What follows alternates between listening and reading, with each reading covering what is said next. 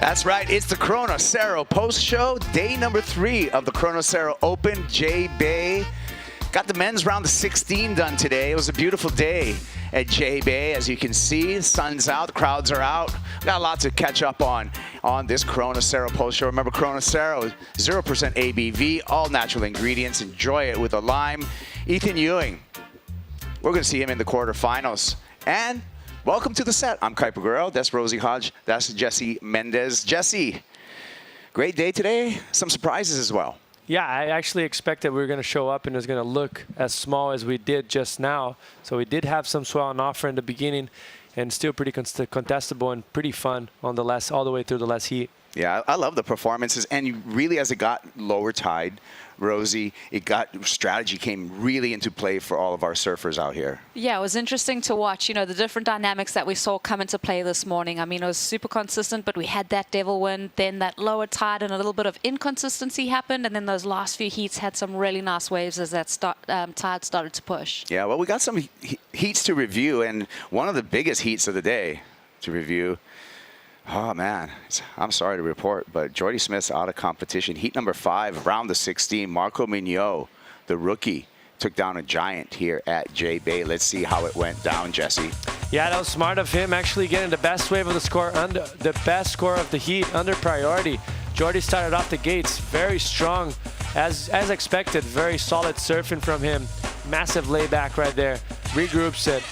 And combos it up with a nice finish of a reverse. So very good surfing for the Big Brew, but it wasn't his day today. Yeah, Big Brew sat with priority after this for, count it, just about 30 minutes, and that allowed Rosie Marco Mignot to attack. Well, Jordy opening up with a 667. This is the answer back from Marco Mignot. He beat him on the first exchange with the 707, so already advantage to Marco. And the way that he really controlled this heat and played under priority, just such impressive surfing. The best that we've seen from Marco at J-Bay. Yeah, Marco Mignot, dynamic right there, and tells the crowd, shh, don't make so much noise. And I love this wave here. Like, I actually thought that was going to go into the excellent range. That was excellent surfing in my eyes. Beautiful rotation there to start.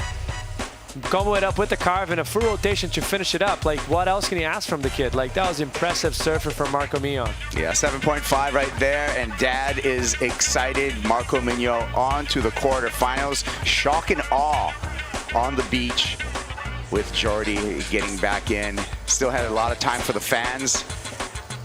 And let's look at the numbers from this affair. And it was really Marco Mignot with that 7-point ride to start off with, and that 7.5 dominating and into the quarterfinals. Yeah, you know what? Jordy, he had a bad day. It's one heat in what has been an absolutely amazing season. So, you know, he's going to regather himself for Tahiti. Unfortunately, he's going to have a color change. He's going to lose the yellow jersey as we go to Tahiti. We're going to find out later in the competition who will be wearing that yellow jersey. Few surfers up for grabs there.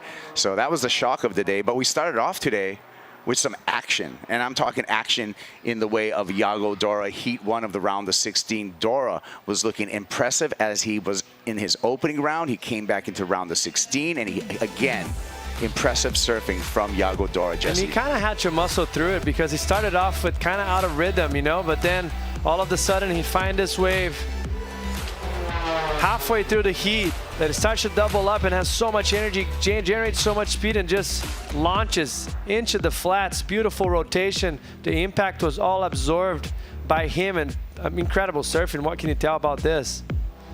João Chombinho was also ripping that heat. It felt like that board was on tune. He was finding good groove with turns like this, very aggressive, very sharp, but just wasn't enough to take down the current world #1. Yeah, and alluding to that, Jesse, on the live rankings, Yago Dora has gone into the lead, but this was the game changer right here. I mean, no doubt about it. Mostly because obviously he's an amazing surfer out here, but you expect him to do even better, probably at Chopu, a wave that suits his surfing even more. And here, some of the names that we expected to do better, like Jordy Smith, falling off early. So a huge opportunity for himself to gain some ground and solidify his position on the top. Here's the numbers. Look at that 9-point ride for Yago Dora en route to the quarterfinals. Yago Dora, Kanoa Igarashi will be in battle in the rest of this event as we look towards finals day for who will be wearing that yellow leaders jersey in Tahiti. Pretty exciting stuff. Well, we had some upsets, we had some excellent scores, but we're all set now for both the women's and the men's quarterfinals. So we're getting down to a finals day, gang. Yeah, it's, I mean, you know, we think about yesterday, we surfed those 20 heats, the day before, the 4 heats. Today we got through 8, and we really have gotten to we've got a couple of days lining up on the forecast where we can really pick the eyes out of it. Yeah, let's take a look at our quarterfinal bracket for the men. Top side, bottom side of the draw. We just go straight through right here. Yago Dora, Leonardo Fioravanti, your thoughts? Jesse? I mean, I really like quarterfinal number 2 right there, Kanoa against Griffin. I think that's going to be a good match that comes out to be a 20-year rivalry. So it brings a little bit of extra fire, and both surfers are on point here at this event. Marco Mignot, Rosie's going to have a chance to yet have another big upset as he's going up against a 3-time champion the way of Felipe Toledo. Yeah, there's a lot going on here, but I really want to highlight the fact that, you know, Italo's out of the event, Jordy Smith is out of the event, Griffin Colapinto really has opportunity to climb up those rankings and find himself in the WSL Final 5. So can he overcome Kanoa? Yeah, and it's going to be a grudge match, right? You see Ethan Yuing, who is in that 5 position, Griffin Colapinto, who's in that 6th position, all of them in the quarterfinals. So we're going to see some shuffling potentially on finals day.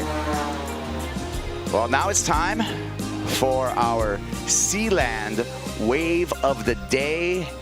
Who could it be for the Sealand Wave of the Day? Started this morning. He already sewed it up first thing this morning, Jesse. Yago Dora. I mean, that's such an impressive surfing, and you can't get over watching this. Kept the pace throughout this wave pretty well. He needed a score at that moment. He knew he needed to go very big in here. Looked like the wave was going to slow down, but it just started running away from him, and it doubled up, so he had to go for broke in this massive rotation into the flats. Incredible surfing and getting rewarded for Wave of the Day. Well deserved, because yesterday was very close as well for him to pull that. That's right. And so unflappable. I mean, the scenario leading up to that wave, he had to have the equipment change with that broken fin, needed the score, and really put on such a clutch performance. Good point there, Rosie, because everything kind of seems like he was going against the guy. And all of a sudden, he pulls it off. Well, Yago gave us an air show, but Red Bull is giving us an air show as well. That's going on right now for the fans on the beach, the Red Bull Air Show. How's your equilibrium? Not as good as that. Pulling some G's right there, the Red Bull Air Show. And what is capping off an extremely entertaining day. Even if it's a half a day, the action continues. Okay, the thing about South Africa that we're noticing is we just love to fly planes over the ocean really fast or jump out of them, because we had Maddie McGilvray skydiving yesterday, now the Red Bull Air Show over Super Tubes. I mean, did you see the photos of Matt McGilvray that he posted? You got to go and jump on his Instagram if you haven't yet, because it looks amazing. Him like looking at the camera with the J-Bay lines behind him, jumping off the sky. It's chaotic. This has been a wonderful event, I'm telling you, and I hope you're entertained, because this has been just one for the books, you know. And what are we going to do? Where are we going to go from here? Well, for that, we got to take a look at Surfline to find out what is in our forecast. We got lots of days left in the event window, Rosie, and so we put ourselves in a really, really good position. Yeah, this is just such a prime time for Jeffreys Bay. You know, you slap bang in the middle of winter. It really brings those cold fronts up the coast, and a lot of energy comes into this part of the coastline.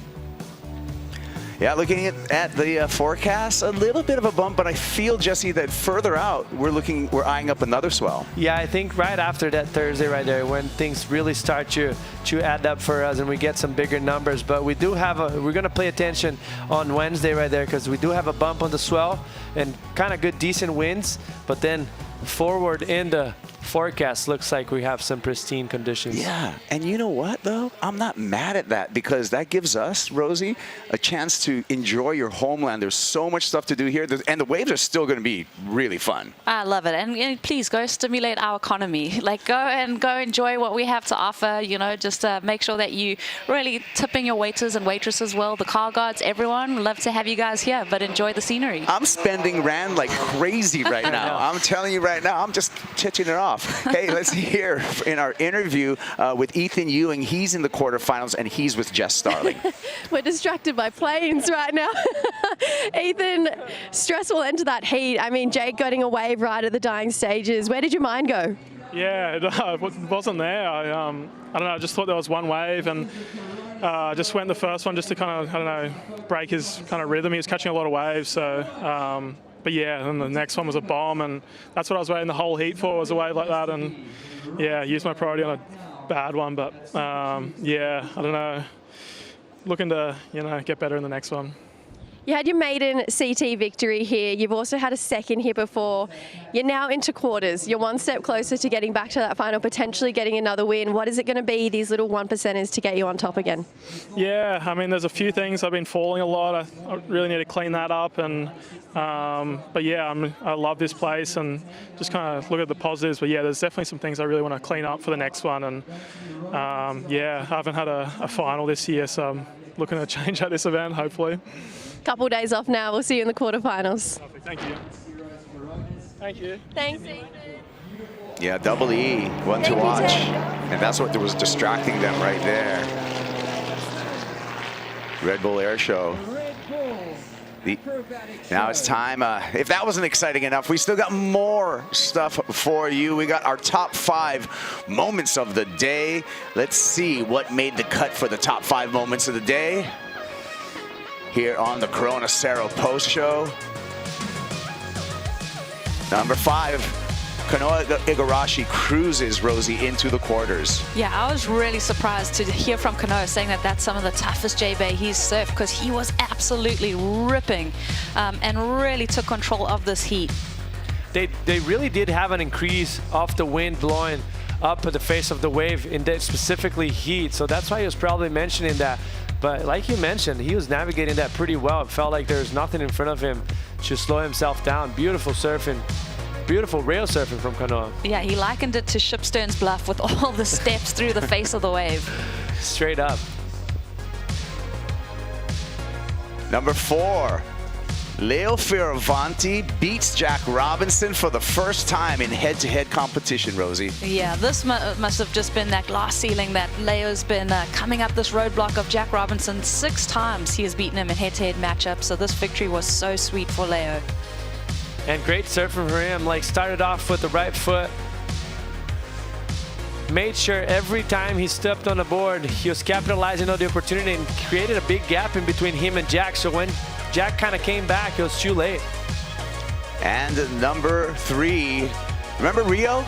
Well, Griffin got Cole back in the round of 16. Griffin Colapinto up against Cole Hausman, and it was Griffin Colapinto with the win. Cole saying to Griffin, you always beat me when it counts. And obviously the heat that they had at Margaret River was really crucial for Griffin's qualification right on that cut line. Now, Griffin in the picture for the WSL Final 5. So complete flip of the script for Griffin, but an important heat win.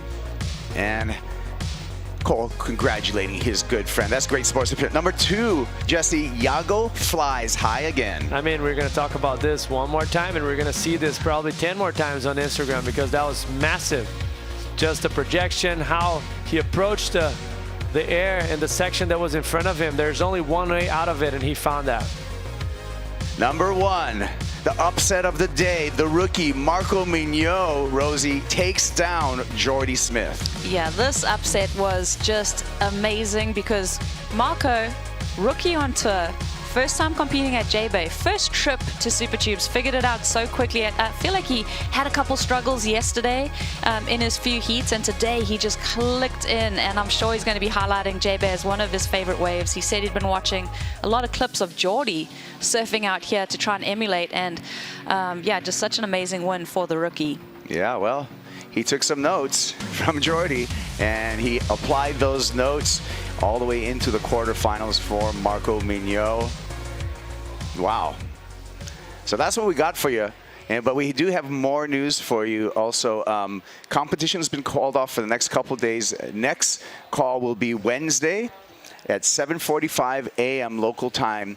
Check out worldsurfleague.com for all of the updates. Thank you, Rosie. Thank you, Jesse. Let's grab these Corona Ceros and have a cheers. Got to pop the lime, too. Can't forget that. Cheers.